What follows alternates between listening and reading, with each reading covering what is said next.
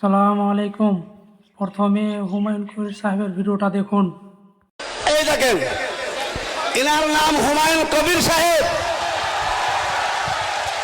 ইনি এত বড় ভাগ্যবান, আমাদের বিশ্ব পয়দা হতো না যে নবীকে পয়দা না করলে।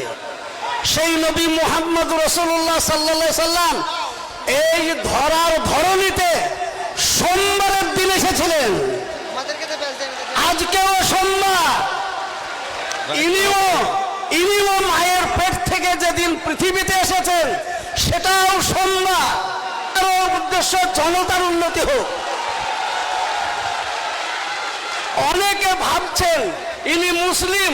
না, মুসলিমদের উন্নয়ন নয়। জনতা মানে মুসলমান, হিন্দু, জৈন, বৌদ্ধ, হাড়ি, মুচি, ডোম, ডোকল, আদিবাসী, এক কথায় ভারতবাসী, সকলের উন্নয়ন। যার জন্য আমার এই ভাই হুমায়ুন কবিরের জন্য আমি অন্তর থেকে দোয়া করি, আল্লাহ আমার নবীকে যেমন পৃথিবীতে চমকিয়েছ তেমনি আমার হুমায়ুন ভাইকে তুমি গোটা ভারতে চমকিয়ে দাও। হুমায়ুন ভাইকে আল্লাহ সুমতি দেন, তার শক্তি দেন যে তিনি আজকে এক নতুন দলের সূচনা করছেন, যার নামে যে